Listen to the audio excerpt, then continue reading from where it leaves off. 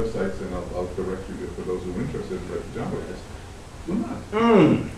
I don't know what that is. I do not know I what that is. research. And I don't know I want to. I'm a scientist. I do research. I thought you were going to break into that Lady Gaga song for a minute when you said we're made this way. Deacon soon to be Father John Lowry.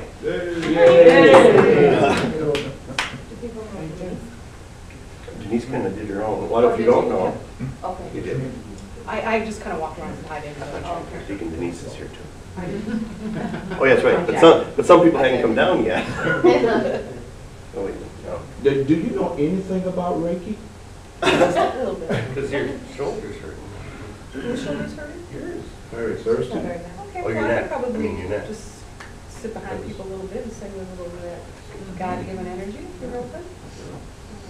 I don't know. I would just comment one more thing is in my work in Reiki, I have something called Reiki Circle for Special Needs Children. And I think one of the things that is really going to come prevalent is adolescent, male especially, youth who tend to masturbate only because it's something pleasurable and it actually brings them into their body, because most of the times they're up in these higher chakras. So there's going to be, because there's so many children out there now, I'll tell you about it later. It's a degree program. that, this is going to be a bigger thing. I had a client bring me, and the whole time he was there, he couldn't stop touching himself. So, there's a whole another group of people that aren't getting taught, don't know what it is, and it's just touch, don't do that, Right. And so it's, that's a whole nother population that's growing by the day. I was telling people yesterday that's what I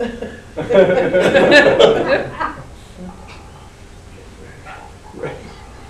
And then maybe turn the music on.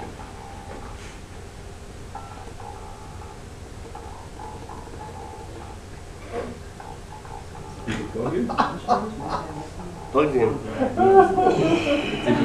It's maximum. Look at the computer. Is it plugged into your computer? Oh yeah, it's there, it's just real low. You can dance quietly. It might work better if I do it this way.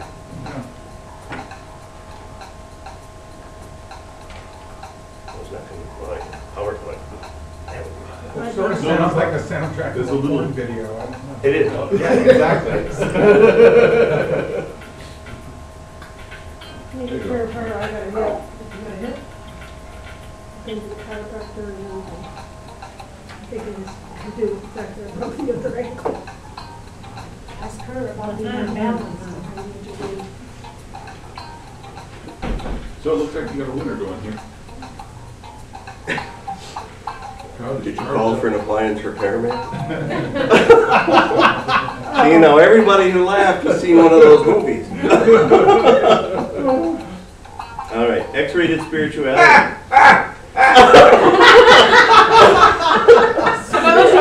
Slower than See? Yeah. I had a flashback of Debbie Does Dallas. The first time I saw it at 10. Well, I was 14. And then 15. And then how'd you get in that theater? Right. The Fine Arts, it's called. It was called. Yeah, I'm sure it was, or Arts Fine Theater.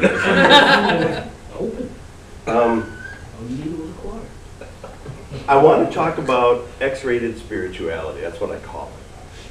But the only thing really X-rated about it was the music in the last slide. The old model of spirituality said there was one path, one goal. The other is the enemy. You do it our way or hit the highway. And this is actually a recent picture from a Christian school. A free thinker is Satan's slave. And especially living in Milwaukee, given the shootings at the Sikh Temple of Wisconsin, and in other parts of the country, similar things as well, we see the consequence of the old model. Now, obviously, it's not just the old model that causes people to shoot people of other traditions, but it contributes to it. And I think we need to come to a new understanding. What is X-rated spirituality? It's not the X-Files, it's not X-Men, it's not Pope Pius X, it's not the X Factor, and it isn't Ted Haggard reading a copy of Buck magazine. It might have been Photoshop, but I didn't do it. It certainly isn't this. No, if you know me, I have a thing with midgets. So I couldn't resist. I was reading Ram Dass's Paths to God. And Paths to God is a book that was written from the notes from his presentation to Naropa Institute in 1974, the first summer they were open. It's now Naropa University. And he talks about 4 emphases in Hinduism. Karma yoga is essentially path to God through service. Bhakti yoga is devotion. Meditation as well, meditation. Jnana yoga is thought. Not necessarily thinking your way to God. Whoops, we went the wrong way.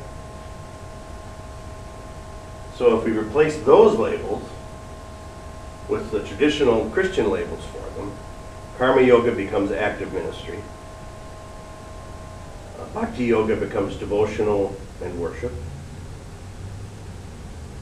Meditation becomes contemplative spirituality. And thinking becomes theology and philosophy. So I made the connections to the parallels. And then I thought, well, in my personal life, outside necessarily even of an overtly spiritual or theological context, what do? We think, but it's balanced by feeling. We do, and it's balanced by reflecting. Now, we all have things we like to do more of. Thinking, theology, strategic planning, doctrine and dogma. Feeling, emotions, body work, retreats. Now, these are not exhaustive lists, because the screen is only so large. Doing, church planting, outreach, service, some parts of worship. Prayer is petition. Give me, please, Santa Claus. I mean, God. Meditation, contemplation, non-petitionary prayer, the prayer of silence. And again, you start to see at the X the need for balance. And then I'm going to suggest, given what I talked about the other day on first half of life, second half of life, is that thinking and doing are not exclusively, but are primarily first half of life tasks. Because by the second half of life, you're just too tired and sore to do a whole lot of doing, although you can still think until that starts to slip away.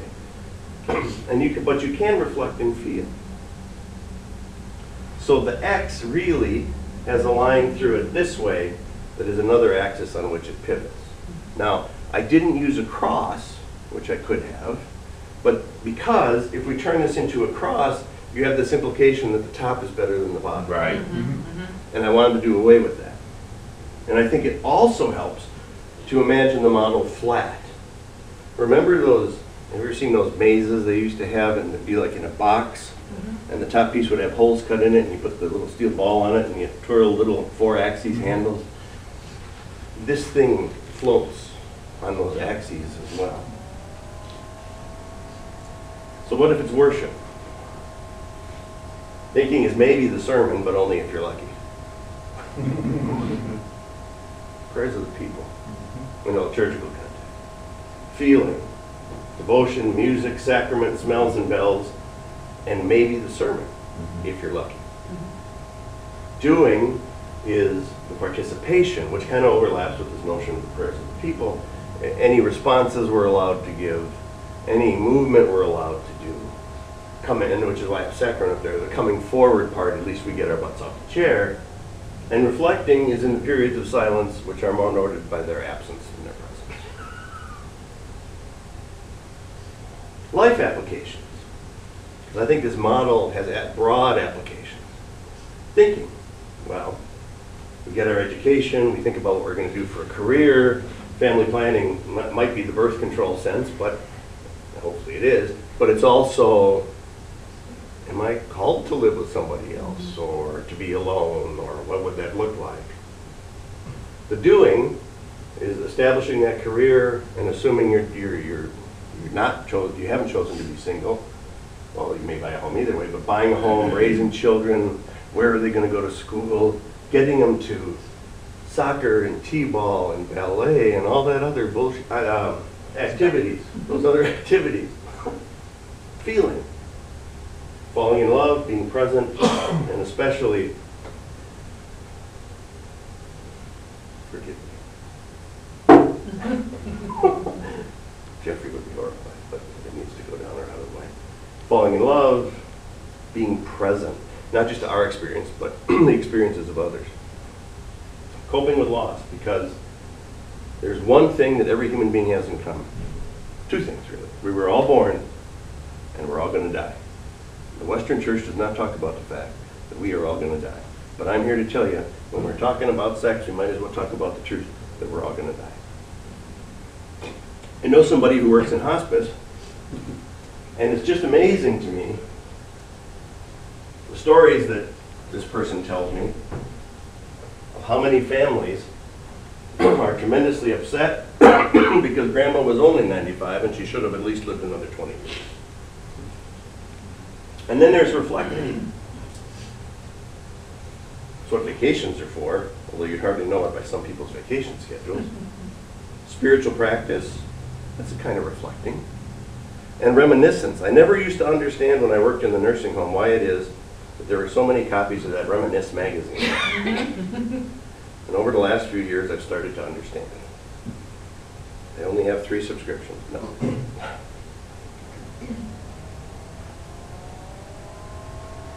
Thinking, feeling, doing, being. All apply to all of those things. And in a minute, I'm back in a ministry context now. It's not enough to think about God. It's not enough to feel about God. I think we have to have our understanding of God lead us to do.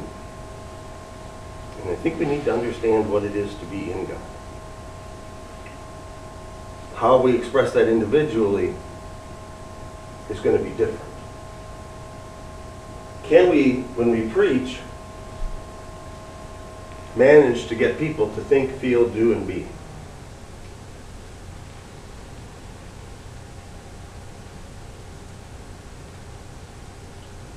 So here's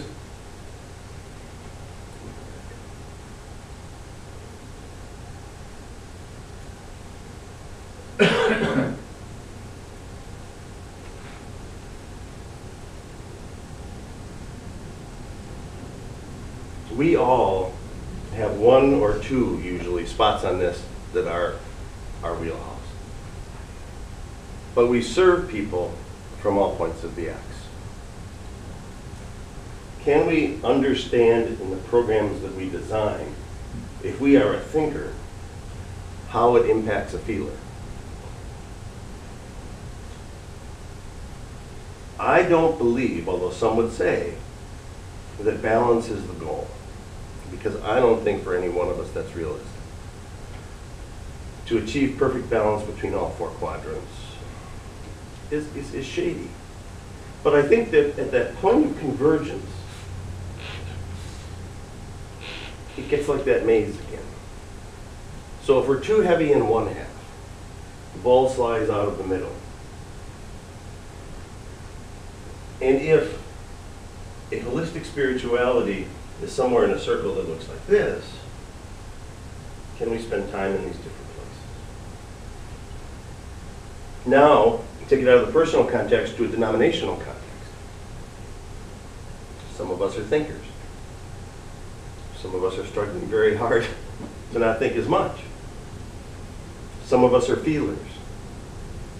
How do we as a group, and when we present ourselves, take advantage of each of our unique skills, abilities, comfort zones, to design holistic programming for the people we serve? And how in the world, if you're a thinker, do you counsel somebody who comes to you blithering and crying and snotting? And how uncomfortable are you in the presence of that person?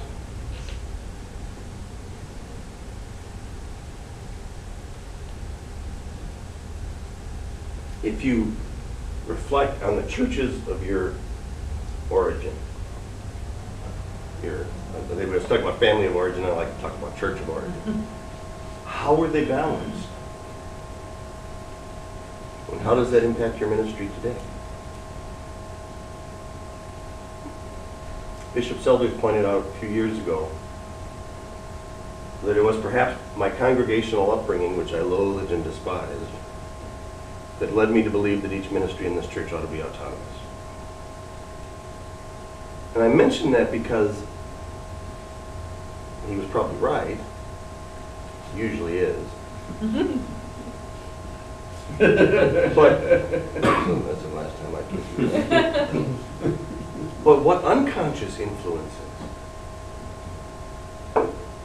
If we went to, if the frozen chosen show up at a Pentecostal church, and that woman comes running down the aisle, how do we react? Now, I have to tell you, I went to D.E. Paul's church in Atlanta 2 years ago. And it's a Metacostal church, a metaphysical Pentecostal church. My Lord. And this lovely mother of the church in a hat that looked like she had stolen it from under a plant walked up to the front and started doing this.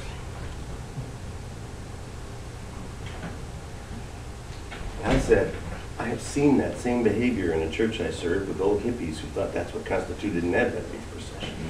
I got it. I connected. It was in a different context, but it was the same thing.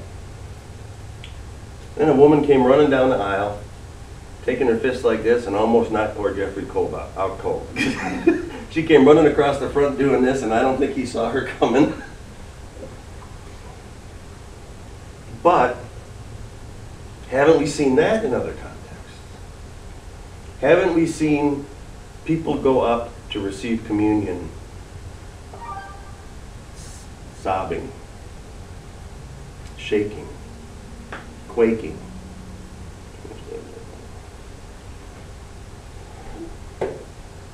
So when we encounter things, the overt expression of which may be foreign to us, I think I know we're still seeing some of this coming out. And one of the things about being inclusive is that and being radically inclusive in particular, is that what's going to draw people to us is that they desire a place where they can be accepted. Whereas traditional churches, what draws people to them is maybe a style of worship, signs right on the front. And that means that on the X, we're going to get this huge diversity of people, because it isn't that they were looking for a church on the top left tip of the X. They're looking for acceptance. Looking for what? Acceptance. Oh. We've said, you're welcome here. And what could be more attractive than that? But how equipped are we individually to cope with this? So I think it becomes an issue of personal and ministerial development. It can't be all things to all people, but I believe we can understand all people. If I tried to get up and preach the way Bishop Selders preaches, I would look like an absolute idiot, because my cultural experience isn't from that. But I can preach the way I preach and meet people from all different traditions and backgrounds if I understand where they're coming from on the X. And I don't even have to understand where they're coming from on the X if I can integrate all of it. I used to be a big old thinker, and I still am a big old thinker. But I learned to integrate the bottom 2 points on the X. I used to be a big old doer, which is one of the reasons I can't be a big old doer anymore, because I was a little foolish about it. But even if I look back at what used to resonate with me in traditional worship, it doesn't resonate anymore. And so I wonder, have any of you experienced these challenges? How do you cope with people who approach out of your spiritual paradigm and out of your comfort zone? What if somebody started, and I know some of you this wouldn't be an issue, what if somebody started speaking in tongues in something you were doing? Could you handle it?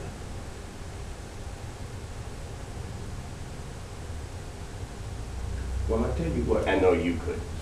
I'm resisting the urge to start speaking tongues. That's right. I tell you what, it is different, obviously coming from Pentecostal background, I'm not unfamiliar with speaking in tongues, but in my context in New England,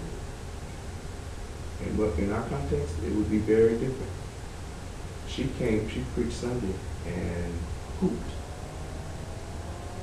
That's a particular style of call and response in African American tradition. She turned to me and she said, "Bishop, you don't mind if I preach it like I feel it?" Of course, that's a signal to the musician to get to the instrument. Right? Because we have to now, most of you have seen in some form or another the call and response, and it's very musical and lyrical. And we had not had that experience in years. And certainly our folk were, yeah, you know, because they don't want it all the time. If I did it every week, it would be a problem. But I mean, so that's another way to say the same thing. When you come, you preach. So I said this to some people last night. Bishop Bergland is one of the finest preachers I have ever heard. And I don't say that because you're my brother. I really do mean that. And I've heard preaching most of my life. That means a lot coming from you. Because you do contextualize. You extemporaneously, you get it, and you flow and you channel a thing that is a rare gift. Yeah, so, but that's, my folk don't hear that coming from people in your package. Right. You mean extremely good looking? I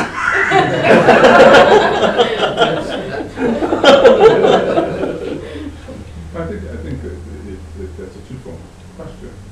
Can you handle it, and can you accommodate your congregation to handle it? That's You right. know, if you're in a congregation that does it, then it's accepted. If you have someone, and I can speak now because I have an unusual congregation, if someone were to get up and start doing this, there's a woman who sits in the front row that, you know, we need smelling salts. But it would be my job, Right. to be able to say to the congregation, can you feel what she's saying? Yeah. Is this mean anything to you? I crank the music up a little more, whatever it is, to give me a chance to think of something else. You know, how do you, and for those of us who practice any kind of healing within any kind of therapeutic setting, you know, what do you do when your client, your patient, goes nuts on you, wants to argue with you? You know, we don't get up and slap them silly. We have to let them go through whatever it is the moment is. Go through it, and if it'll pass. Everyone needs to breathe. So how do we handle unusual circumstances that arise? And I think this is a wonderful moment. Can you be comfortable? Slapping them getting angry is feeling, slapping them silly is doing. There is a balance. It tilts, but it's a balance. And then when the police take you, you're kind of thing. Right? Oh, yeah. Or reflect. Yeah. That's when the devil comes Yeah. I know when you did your sermon at my ordination, being as it was a very diverse population in church, they were very surprised at the gripping reality and the fact that it was grounded. And people just were amazed that there was a possibility that somebody could actually have a sermon that they actually wanted to listen to, and then it was touching. It was there, it meant something to them. And for months afterward, can I have a copy of that? I want to listen to the sermon again. Well, don't you care whether I got ordained? Yeah, we love that, but we want to. Well, and the thing is that another one of those dorky Star Trek movies that a lot of us love. When they went to look for God, Yeah. because Spock's half-brother turned people by saying to them, Show me the pain. "I see your pain runs deep. Give me your pain." Give me your pain. if you're preaching, where is their pain? Now, it doesn't mean you have to go for the kill every week. I don't know if I told you, I was so disappointed. I was disappointed, first of all, because Erin, a friend of Erin's passed, was her dance instructor, and then she worked for her for years. We went up to the funeral at a huge Catholic church in somewhere outside of Minneapolis. Where was that? Eden Prairie. Eden Prairie, that's right. I should know. Where the Vikings train and the beautiful people live. And this priest was doing a really good job being welcoming, and he's doing his homily, and he's starting to tap that grief. And I'm sitting there because I've been influenced by you people. I'm thinking, go get him, go for the kill, bring him dry. And when he backed off, I sat there and went, oh! He was kind of like, since we were talking about sex, when you're almost there and the doorbell rings. And that same reaction going, oh. My philosophy is you gotta meet people where they feel. And that's part of this too, and part of the way in preaching that works is you give them a little something to think about. I think the service provides the reflection. But you give them a little something to think about and you disarm them a little bit, maybe with a little humor, which I'm not sure where that falls in here. And then you go get them. But what happens when somebody comes to you for couples work? What if you're counseling people in a wedding? What I've discovered is this. Families of origins create imbalance on this new X they're creating. So if we reasoned everything out and kept the peace, but if the person we're about to marry liked to get into the feeling and the doing of some good old competition, and instead of keeping the peace, we kind of sparred and joked and used a little sarcasm that was a little hurtful to somebody who didn't know the game, and now we're fighting, the person who was the thinker and the peacekeeper feels like they're being attacked by the person who sort of was more emotional and more into the feeling of the competition and the sparring and the person who's used to doing that thinks that the person who's trying to keep the peace just doesn't want to get engaged and play the game. I mean, you fix that, as it were, by getting them to see what each of them are doing and why they're doing it. So I think the model has really broad applications. And I think it also can be applied to really any system. A company that spends all its time company planning, projecting into the future, or for that matter, denomination, and never bothers to think about how that feels to carry that out, to reassess it over time, to actually implement it. And the assessing over time really comes to reflecting. So that's what I have. Outstanding. Extremely spiritual. And the best part of the whole thing. The midgets. Well, the midgets, yeah, there is the midgets. But it's the music.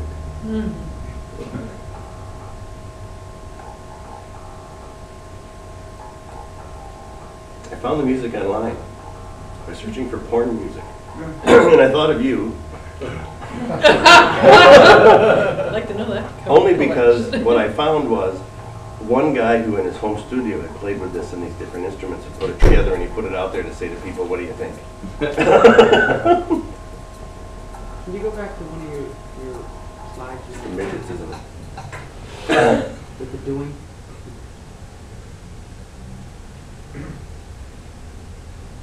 Where they're all spelled out. Yeah. And if we request this PowerPoint, you will send it? Oh yeah, I can email it. Well, just, yeah. Yeah. Thank you. I would have printed all the The stuff, next one, the life application. but I saved 4 trees. This is going to show up at the church someday. Right there, yeah, thank you. And, you know, even no matter whether it's a personal or a family context, how heavy is our culture into doing Yeah. and not reflecting? I think that a lot of us like to do, Oh, yeah, me too. but sometimes you don't even look at why are you doing it, and is it accomplishing what you want it to do? You know, going out and taking care of the food bank, is this accomplishing what I want it to do? And I would say in my little town, no, because I'm an outsider. No matter how long I've been there, Right. I'm an outsider. Now, my husband, on the other hand, because he is a very quiet person, obviously, he is liked by everybody and he's into everything in the town. He's not projected or perceived as an outsider. But getting in there and doing, they want to know, what do you want? Right. I just, I'm here to help you work through it. Well, you can't work through it because I don't have a job, I don't have any money. And I want to say, but you drive a Cadillac and you can buy beer and cigarettes, but you can't feed your children? Excuse me, there's a problem here. That's inside of me. Right. I know. Although Right. I've been tempted to say that, it's really, but I think we all have been tempted to say, what? How to, thinking this, we're able to see, we're thinking and doing, and then we need to reflect on why or how, and with that X, you're able to put the whole paradigm together. Right. And if you slice it horizontally, how much of this do we do, the top half things, to avoid doing the bottom half? There's part of my checkered past is that I was a cartooning major as an undergrad. And so I did some, comic history, and there's this one book about how comics are constructed and put together, and it talked about panel-to-panel relationships. So, this is basic storytelling, like pictures and words. Right? So, one panel-to-panel progression, for example, is action to action to action. Like this happens and this happens and this happens. And, and there are various other ones. But another one was just sort of aspect to aspect. So in other words, it's just sort of like, it's atmospheric stuff. Right. So it would be like, it's in the same moment of time, but like a panel of just the cigarette smoke coming up, or a panel of just, somebody sitting there thinking about what just happened, or, and they did a study of comics from different cultures, and the Western, like the action to action, the doing, that was like the majority of the vast majority of the panel to panel relationships, versus manga or other kind of Eastern comics. There was a lot more of the, that reflective thing, that sense of, we're going to take some time with this and sort of have the emotional impact of. And it was just really interesting that even in something in this kind of almost primitive basic storytelling thing, that the reflection of the outlook of the two cultures was sort of so profoundly different. So how do we take this and apply it to when we are an outsider? How do When you're an outsider? Yeah. How do we work through their paradigm and build when you know that it may take you 30 years before you break in, and you probably never will be? Well, I think the first step is to really get in touch with how that reality affects the bottom half of the X for you. And recognize, how do I feel when this happens? And then taking that and understanding that, again, it is not me No. individually. Right. It's the essence of me. It's the fact that I wasn't born and raised, and I don't speak whatever language. I've been there. I can say he doesn't speak hillbilly. No, I don't. This is the other half of your state. And I'm telling you that they are rednecks, and nobody had a question that I've got 9 chickens in my backyard in the middle of town. It's okay, it's legal. If you had a goat, it would be unnatural. Yeah. But, you expect stupid stuff, and people do stupid stuff, and you know, they wonder why that we have a drug problem and they got rid of their canine drug dog. I'm sorry, what's the issue here? But, you know, it just really is out in the middle of absolutely nowhere. And their mores and ethics are a whole lot different than mine in the beginning. And I'm not going to reduce myself, but I have to project down. How do I project down? When I understand, because I've been poor. Right. I've had no money. I've struggled. I couldn't feed. I fed my dog, and I put gas in my car, and that's how I paid my bills. I fed my dog because my dog was more my dog. You know, I fed my dog, and I had to go to work, so I put gas in my car. But how do I take and break through this? Well, and how much of what they do is medicating and distracting them from their own pain? And how many resources do they have to change their situation? When I don't remember the exact number. I was sharing with somebody the other day, the percentage of folks that graduate from high school in Osceola is astonishingly low, isn't it? No, well, yes. But those who graduate are accepted into academies at an astonishing number. Really? We had 8 from the graduating class accepted into academies. Wow. 8. And this is a small town, so the graduating class was probably how big?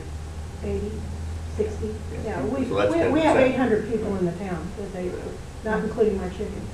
800 people and 80 of them graduated from high school? Yeah. Yeah, they have I mean, it's a really an astounding education setup. Of course, the taxes prove it, and they do use the taxes for exactly that. But you know, I've tried to set up worship, and it just gets thrown in my face like you're wanting something. And I just continue to do it, even though I'm not wanting something. I just want to be able to let you know that, and they do come to me and ask me to help, but they don't want to do it with anybody looking because it might be bad for them to be seen with me. Right. So you're there, I think song lyrics, so. I'm remembering that 38 Special song, You're My Undercover Lover. You bet. You're their undercover pastor. And what if that's okay? What if that's what it takes to build the relationship? And that's okay with me. Yeah. And it happens at the school that I work in. People know that I was always the one that went out and told people that so-and-so died. Yeah. Excuse me, why do you have to send me out? Why can't you send somebody else out? But they come back to my office and they go, I need to talk to you. Right. Well, they know that what they say to me absolutely doesn't go anyplace except if they're going to kill themselves, and I'll be the first one to snag them and take them someplace. But, you know, I'm the confidant. And oh my gosh. Which may be by virtue of you being an outsider, because you're not going to go back and gossip to Billy Joe or Bobby Sue. No. And you know, so there may be advantages to that that are there as well. And you know, my thing is, I don't care if you have 15 children by 15 different fathers. I've never been married to one of them. You know, I'm sorry that you feel like you're not good enough. Right. And I can reflect with you, and I can help you get to the place. And how can I help you advance yourself if you haven't graduated from high school or whatever? And that's the thing is, because the one time that you say, are you kidding me, will be the one time that's the bad statement. Yeah. I know somebody told me that I was stupid, and I would never amount to anything, and then I could never take math in high school. Excuse me, you're the stupid one. Yeah. So, you know, although that was probably the worst thing that anybody could ever tell a young person, it was probably the catalyst, because if you ever tell me I can't do something, You're sure going to do it. I'm going to do it. but this is what I get from being here, although it's been a while since, and you were the only one to know me. I hope that people know that I have a strong vision for what I want to do, and I think sometimes I want to save the world, and I think we probably all want to save the world. Yeah. The question is, does the world want to be saved? But I don't think the world at this particular time really wants to be saved, or they don't know what it is they want to be saved from. Right, and let me suggest something. Because we kind of have alluded to track 1 and track 2 a little bit, but I think in your case in particular, it makes sense.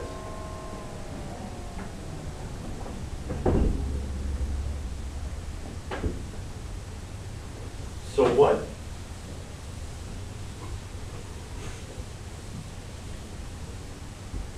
The person had terrible handwriting, whoever was on there.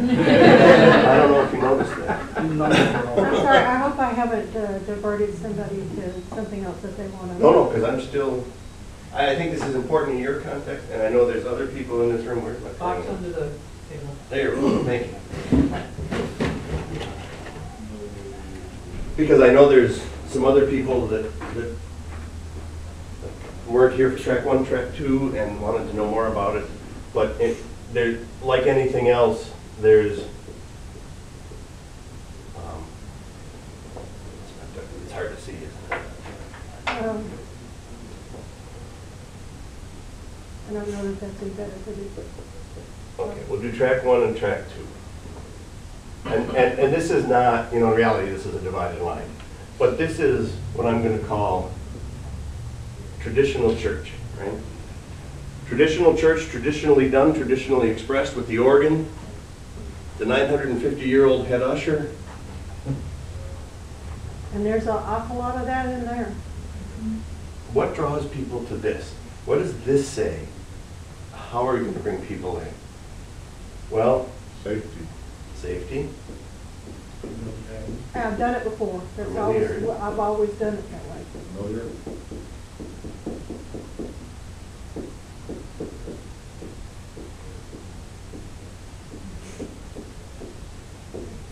Always, and a parallel of always done it that I won't write is, it's always been this way. Yeah. Change, you know how many Episcopalians does it take to change a light bulb? Change, my grandmother gave that light bulb. Now, It's also the thought that, heaven versus hell, because we were Right. taught that if you don't go to church, you're going to hell. H So squared. People think it's their past to heaven. I can do anything I want as long as I go to church every Sunday. Right. now, as a pastor, what do I need to do? Well, I need a program. I'm going to bring the youth in if we have pizza every Wednesday night. And if it was 1957, that would be true. But the youth can get pizza anywhere they want now, and they ain't showing up for that. That's right, if you did some weed, they would show up. They will show up for pizza in my day. Yeah, Well, feed them and they'll come. They don't show up for pizza in anybody's hood. No, they will in mine, but Oh, they will. because that's the only thing they're gonna get. Well, if they're hungry enough. But that's all they're coming for is pizza. I would say the same is true at our inner city youth are still food motivated. Yeah, but does it keep them? No. Give them a t-shirt. Yeah. Feed them and they'll come, give them a t-shirt and they'll do anything. Give them a t-shirt that says, Jesus loves me. Ah, But now, No, they don't. what I want to say is that none of these reasons work very well for anybody who isn't already inside. right. So the question for track 2, and you can do track 2 with the same worship progression, an organ, but you're recognizing that this doesn't do it anymore, right? So somebody in track 2 reason might be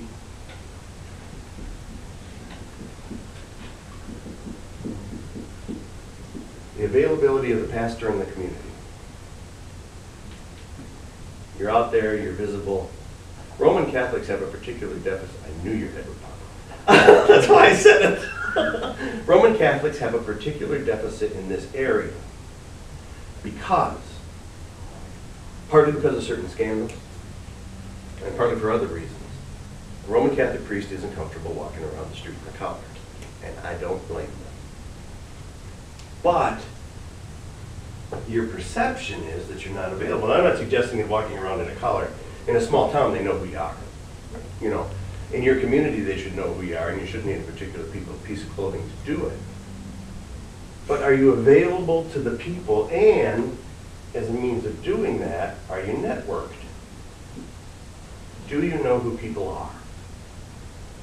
Who are the people I might serve? Can I show up at this event, whatever it is, doesn't really matter, and meet people?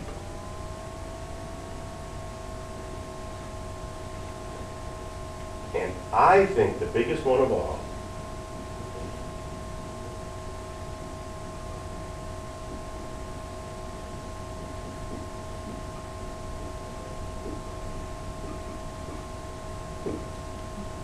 is means without.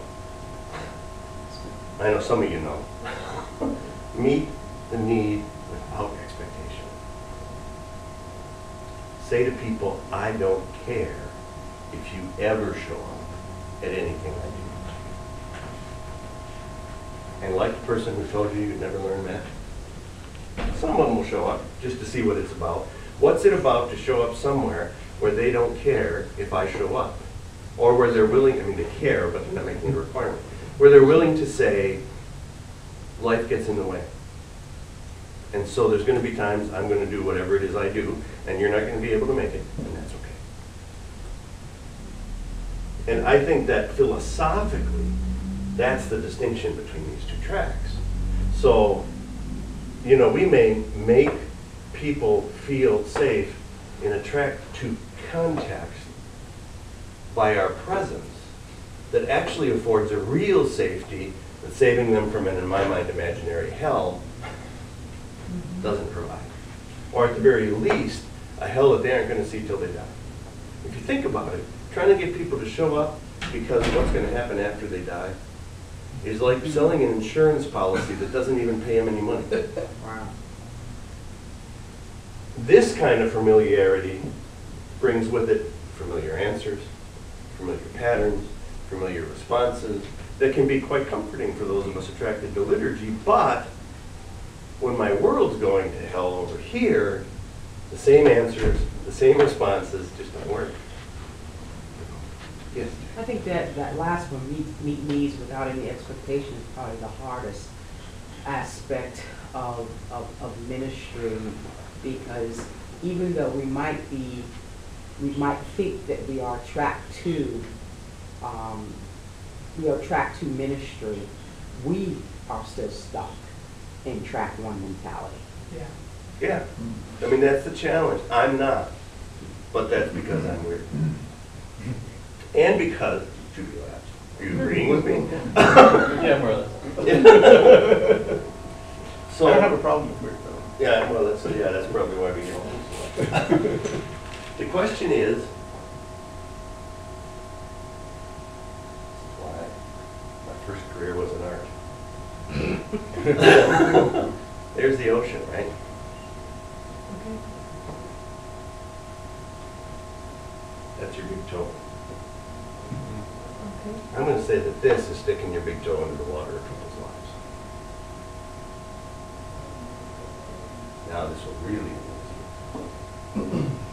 And the letters watching. no shock value alone. I think.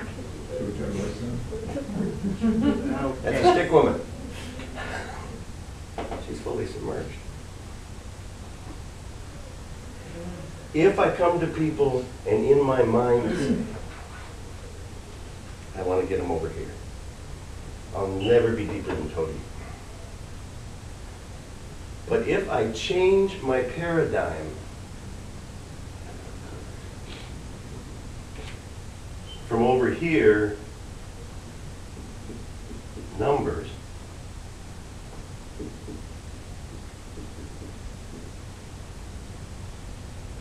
depth.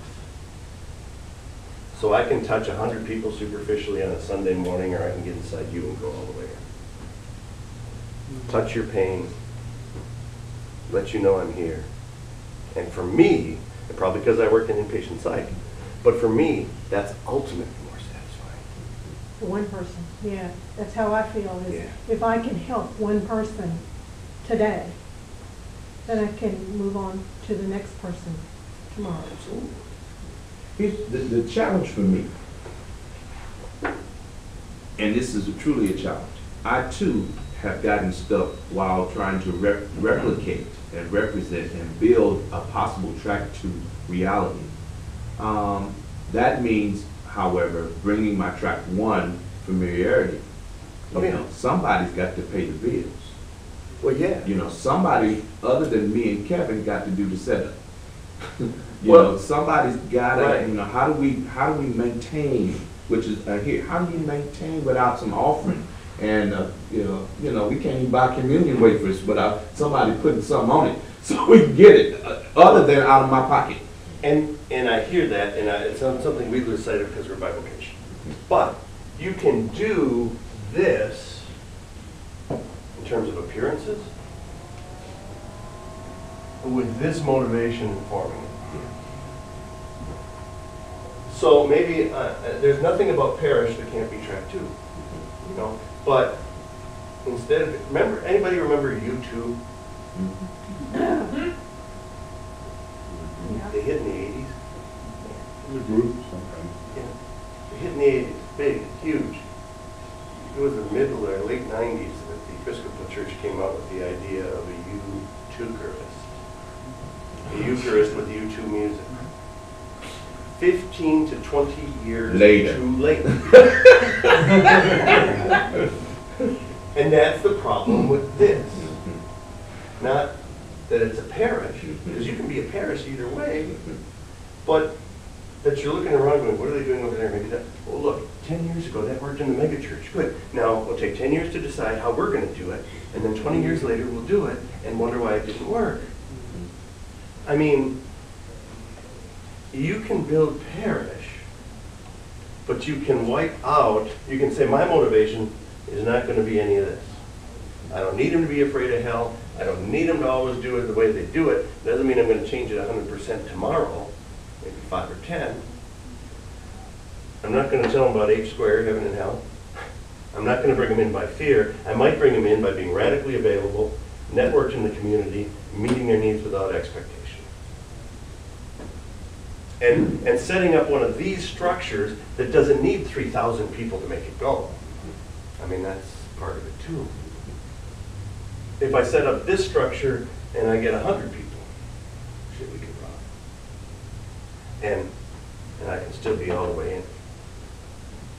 The irony, to me, is that this church, is de facto track two. That's what we are. You know, what we are struggling with, what I am struggling with, is how to make a successful track two. And that's where, you know, obviously, I pay for everything. And while it's not a burden right now, it can grow to be a burden. And this is a different, as my old instructor used to say, when he would tell me, why don't you do this a little differently? I'd say, why didn't you tell me that before for 20 years? He says, how do you know I didn't? And the answer is, you know, I don't remember us saying, you could be track two by being track one, you know, the arrows flying, and the question, how do you, just wasn't ready to hear it. But now, well, and I didn't overtly express it. I didn't overtly express it. No, but I have a little more experience now. I have a track one thing, and I'm doing track two stuff in it. And it gives me comfort, because, as everything, it gives me comfort because I have a place. And we can say, where's your church? I don't go www, you know, look over here. It is, I can say, it's in Baltimore. And they go, shut, I ain't going to Baltimore. Oh, what is that? Then go to www. Yeah, so, it's okay. It's okay. I feel something. He mentioned something with the WW. Do you think that track 2, we might have places of worship, but do you think that track 2 is always also going to lead us into doing more of a cyber church?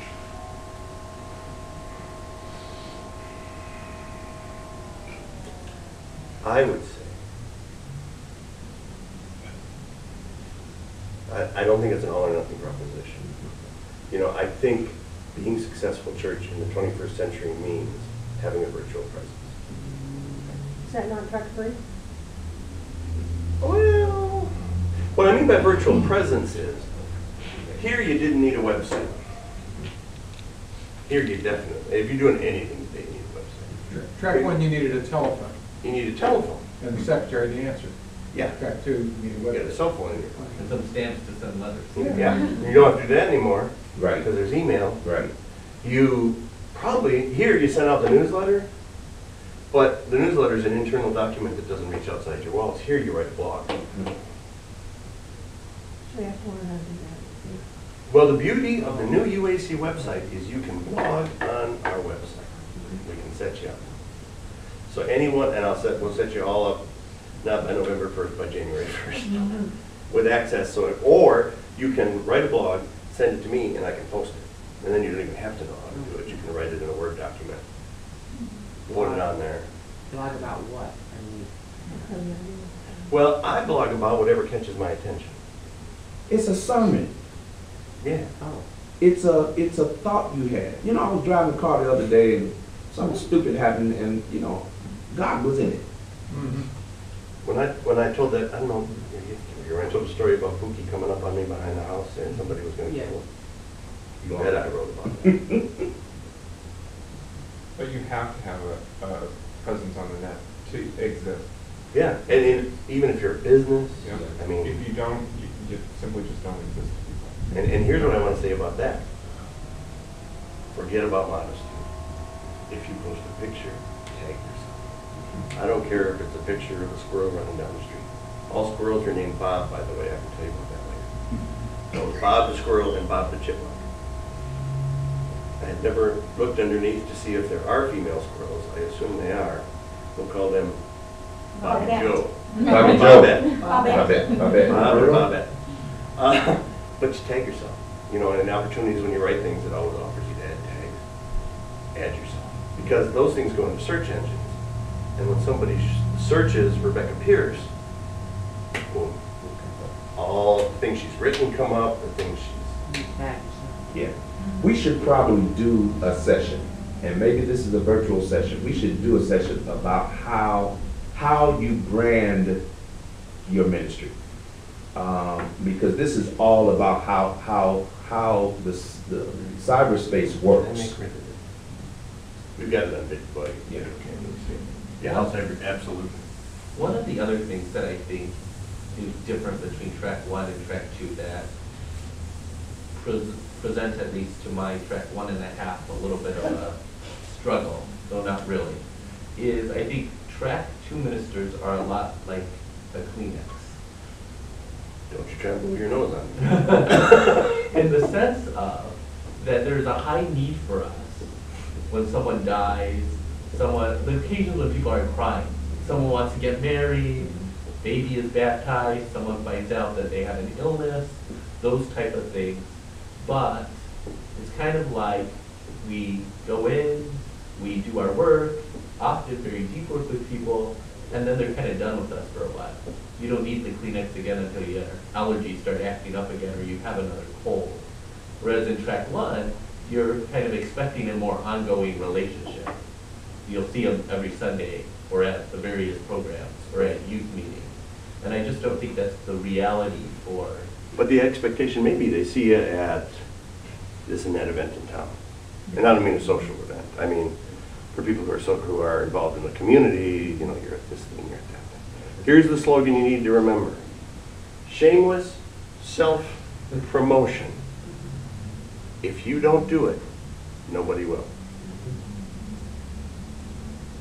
I am, forgive the reference, an attention whore. Attention whore. Attention whore. Be an attention whore. Be an attention whore. take every advantage of every opportunity to put your name out there, your face out there, your presence out there, and sooner or later, if for no other reason than they're just sick and tired of you, they'll remember who the hell you are.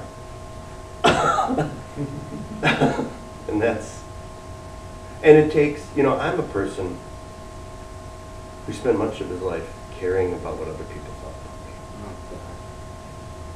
thought. You and I are not the only two in this room, I promise. And then I thought, where does this get me? And being a good boy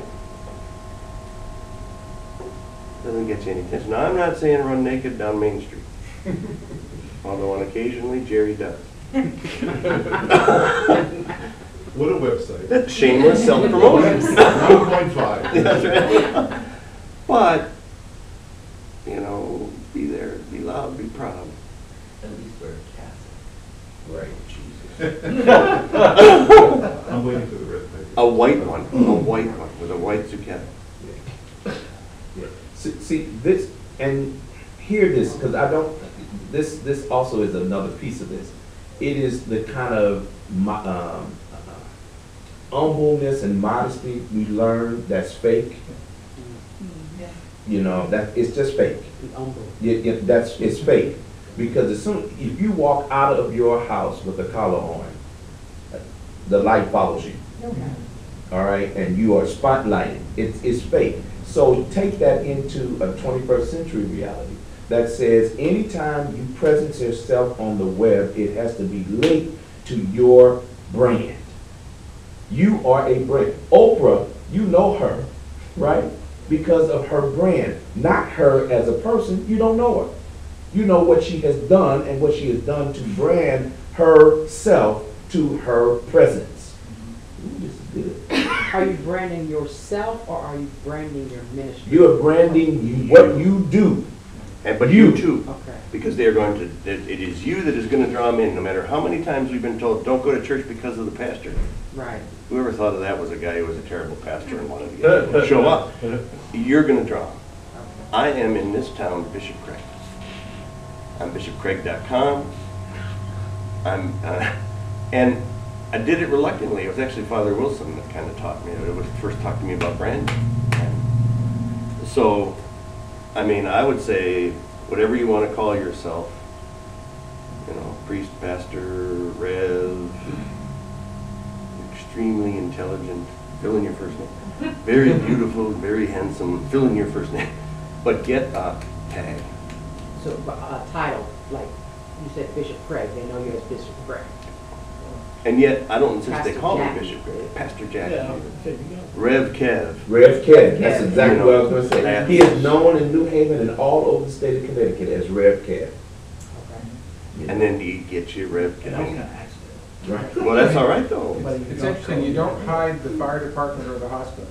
Right. You need to know, people need to know how to find it. And see, that's what this is. Branding yourself then makes you present on the web. And nobody today, nobody does anything without checking Google. Right. Let me Google it and see what, because now it is customary and normal to check the web before you go anywhere. And, I didn't bring it up yesterday, I have a web person who I actually hired to work with me, who says, the clergy, the cancer site that I have, is now starting to get several hundred hits a month, and they just me checking. So it is, I'm not getting a lot of feedback, but this is like mass mail distribution. You can buy a distribution list of 100,000 names for pennies, and you can send things out, and if you get 0.1%, you're doing okay. Google, if you want to have your name higher in the Google list, two things have to happen. There has to be a lot of hits. So every day, please check the UAC website, particularly the new Flash UAC website. Hits count, but you can also pay Google to have your name elevated. Now, I have no idea. He mentioned that to me, and I'm thinking, another day. But if we get serious about what you're doing, if you're going to brand yourself, it may be worth an investment. And that's, the unfortunate thing we have to say is we are making an investment in ourselves to do something for somebody. And that means, just like any small business, you put money up front, and you may never see that money again. Well, who 15, 20 years ago, running a business, would have thought it not humble to have your ad in the Yellow Pages? Right. I mean, but now the Yellow Pages, I mean, we throw them away, Right. because I'm going to Google it. And so it's the same thing. It's just, letting people know you're there. And if you have something worthwhile to offer, I mean, that's... And ironically, Yellow Pages exists online. I have my name in a local Yellow Page website, Google site. They say if you want to go outside your immediate area, which is just like one zip code, they were willing to do it for a few $100s. Now, that's what they used to charge to put your name in a book, a few $100s a year to have your name. So they're not shy in asking for money. And if you have the thought that that's going to win, and get you something you're willing to spend. I would respectfully suggest I have never paid Google $1. I haven't even. Bishop Craig. Well, the other Yeah, thing but you listed is, Bishop Craig. search site optimization is links. So what would benefit everyone is to have everyone's URL on your website, because every time you have a link to another website, it increases your, because it just increases the way Google looks at things. That's right. They say But what I'm it saying must about, be important if a lot of other sites Right. are linking to Yeah, yeah. But- It's but- a very perceptual game that's being played. what I'm saying about that is that, yeah, I searched Bishop Craig, but if you promote whatever you call yourself, Queen of the Universe, and somebody says, well, who is this Queen of the Universe I've been hearing about? You'll be there.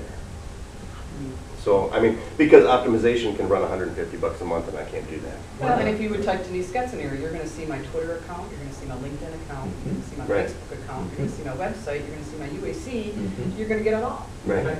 But what I'm suggesting is tags without last names are easier for Type in people. Reiki in Milwaukee. Yeah, you come up, I got you. Yeah, yeah. Denise and I have done a lot of work Yeah. that we are very high in the Google rankings. We fight for number one. We do. Because But we you- both have our own website. And you also own, but you also own Milwaukee Reiki, the domain. Yeah. Right, Yeah. which was an accident. Well, no, and I'm not criticizing it. If you can do that, that's fantastic. I bought an interfaithminister.org. I just, okay. And I thought, what is my chance of finding that? And it was available. .com was taken, .biz was taken, so I just owned that website. And there was a guy from Korea who wanted to buy it. The domain name. Yeah, just buy the domain, because he managed to buy up all these other things. That's going to be his business. So yeah, I mean, if you luck into something where you have the ability to make a distinction as opposed to Reiki practitioner, Reiki in Milwaukee, and it's available, So just oh, jump on 2 it, and 3. because that's perfect. Yep, so I'm ahead of you, Denise. Yeah, I'm Reiki Healing Milwaukee. Where are you? I'm She's right here. the Dr. Oz, the one above it. Oh, Oh, you're the Oz. Dr. Oz. Oh, okay. Oh, because she didn't use Dr. Oz. I know, but you better change that. He's suing people now. Just put Dr. O, that's all. But part of it is I very quickly, my Reiki business very quickly grew. Accidentally, I never paid a penny in website optimization. I picked the right domain name and I used Google as my website name. Both were just easy, Smart. lazy things. And I did a trade of service. I said, I'll give you a Reiki session, you do a website optimization, what do I need to do to get higher Yeah, I results mean, in there's ways, Google? there's definitely ways around it. I know some people, I see Ann over there glazing over. She been glazed over. Oh, no, I'm looking for the Wailing Wall. We can Google it. I know where it is and there's a live feed. My God, I've been here since the beginning almost. I'm finally almost getting it, and I'm like, where's the Wailing Wall where I can throw my head and say, why did it take so long? But I would tell you, Why? in 2006, I didn't know any of this. I'm kidding you. I mean, I'm glazed over because this is so much information. It's like, the Crystal and I did look. Appleton Reiki isn't taken. We could, I don't know, somehow we could do that. And, Grab it. Yeah. and the track 1 and the How? track 2 Who? never What? quite made sense to me. That's the easiest part. This is like a hallelujah jig. Yeah. I'm a slow learner, but I'm getting it, folks. Well, So I'm and- kind of glazed over with, how was I so blind for so long? Because I'm so travel on, I'm so in my head. Yeah. And even beyond that, track one, it's, I had to write that it's, down. you know, not quite completing the whole picture of, you know, what, Well, and, you know, of the newer technology, of the new way to use the technology. of the and way- Bishop John said something about me to somebody that I'm aware of. Now, God knows what he says when I don't hear it. Uh-oh. But he talked about that and I wouldn't have said this about myself, but that I have this tendency to be constantly reevaluating and reinventing myself. Mhm. I don't know that that's true. But any kind of idea like track one, track two is sort of a work in process and evolves. And you know, we get together once a year and I present it, and then I'm thinking about it throughout the year and saying, well, maybe I wasn't, you know, maybe. And so it refines and evolves. So don't beat yourself up because you didn't get it at first, because this is the 2012 presentation. You know. Next year I have to find the wailing wall. Right. Oh, God. A few years ago, groups came through Marin County or the Bay Area, and they were trying to get you to sign. They'd give you a free seminar and a free lunch down at the Sheraton or something about getting your about the way to market yourself on the internet. And what I got out of it was primarily, if you do nothing else, give yourself a couple of hits every day. There were several suggestions. Make your What they website. wanted to do was essentially set themselves up as a consultant to you. You give them $1,000 and they tell you what to do, where to go, and how to do it. And they'd have somebody in contact, be able to have somebody up there to talk to. Make your website your homepage on your browser. Yep. Oh. Every time you turn your computer on, you get a hit. Really? Yep. That's what I think. We used to do that. and then we- Yep. You know, And another it occurs to thing, me I don't either because I've changed browsers so many times. another thing that is easy and is very effective. Between 3 or 4 of us in this room, we generate lots of content. Make use of it. Link to the stuff we're posting constantly. I'll put something up at least twice a week that Bishop Craig needs to put up. I'll funnel it through my sites. All right, so I'll say to the folk that are listening to me, check out I Want Your Sex. It has caused me really big problems this week. I got, like Too many offers that you didn't want? No. What is this shit? Is the common response. And I said, For real? the article. When you read the article, then, it's been amazing. And so you got that, you have that. The other thing that I think is just ingenious that Bishop has done is the paper, what is it? Paperly? Paperly. Yeah, there's just like paper.li. I think it might be .com, I don't know. I'll give you the- Okay. But you can go in there and you're making an online newspaper. And it's a little complicated. We may have to do an online thing. But basically, my daily blogs appear in it's called Christ and Light, which is problematic. I need to change branding on it. But so my blogs become articles in there. But then you can go and fill out this daily paper with other sites you like. I link to, I forget who I link to, but you could, for example, say the headline off a Huffington Post I want on here. I know I use Religion Dispatches. And then what happens is it puts this paper together and comes out. It's not 100% reliable because mine disappeared for a couple months. But just every day this paper comes out, and the advantage is that people have a way to go through that to come to your site. And you have no problems. I only bring it up because I don't know if you saw the video, there was a video about cancer. They filmed singing Stronger, and the cancer patient singing the song, and there was one little kid who shouted it in there. It's a wonderful video. I wanted to put it in my cancer website. I called the webmaster and said, here it is, put it in there. And we spent 2 weeks arguing with, well, you gotta contact the hospital to make sure you get permission to do this, and I go, it doesn't matter, you know, no, at some point in time, they can get a cease and desist, they can come back, and it's just as easy, just go ahead and call them and, Link to it. huh? If you link to it, He has heartburn with that shit, and who am I, you're not a lawyer to tell him, no, but it's, so if no one's having problems. I mean, no, because you're not like taking the picture, the image, downloading it, and then uploading it on your site. You're linking to it. And in the paperly context, that's just all a bunch of links that are put out to look like a newspaper. Okay. We'll do some educational stuff on, what's that called? The TV thing, live stream. Live stream, yes. Yeah, that'll walk you through this. We can walk you through some internet stuff. Do you do that as well, live stream? Yeah, I haven't for a while, because they made me mad, but I might have had gas. It's hard to tell sometimes if I'm angry or... Live stream, Live stream, Ustream's a little better because it doesn't break into so many Could you also commercials. talk about that other thing that you had shared, on making a presence on the internet, the meetup things? Yes, meetup.com. Yeah. It costs a little something. Actually, it really doesn't. If you want to pay, you can, but you don't have to. And the problem I've had with it is it's just you gotta know the magic words.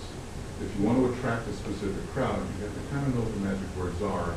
And the only way you can do that is to really just keep putting words in there, seeing the sites that lead you to picking some of their words. That's what I'm trying to do, to set up an interfaith kind of thing.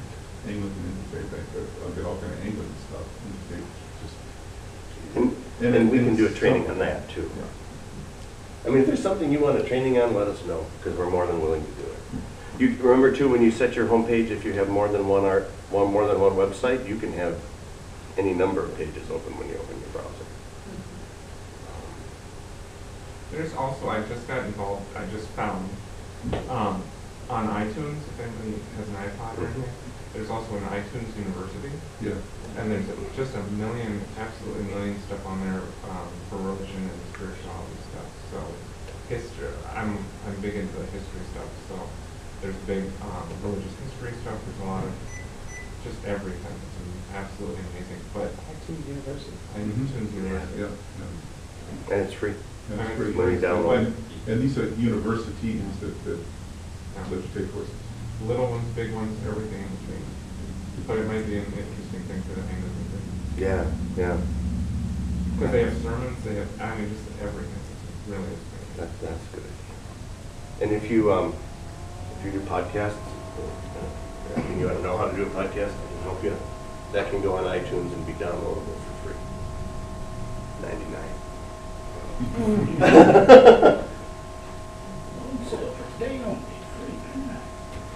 And the nice thing about doing it on something like doing trainings on Ustream and live stream is that there's a video component to it.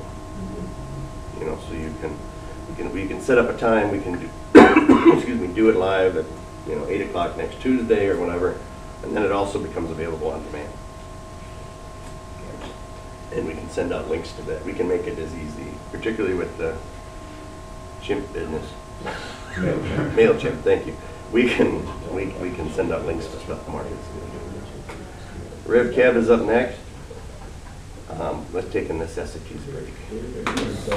By the way, some people haven't been here before. If you need to go to the bathroom, you all grown up. You can go where you wants to go and do's what you wants to do's.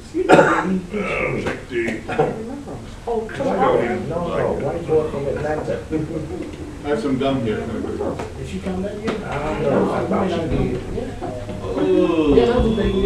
Ooh.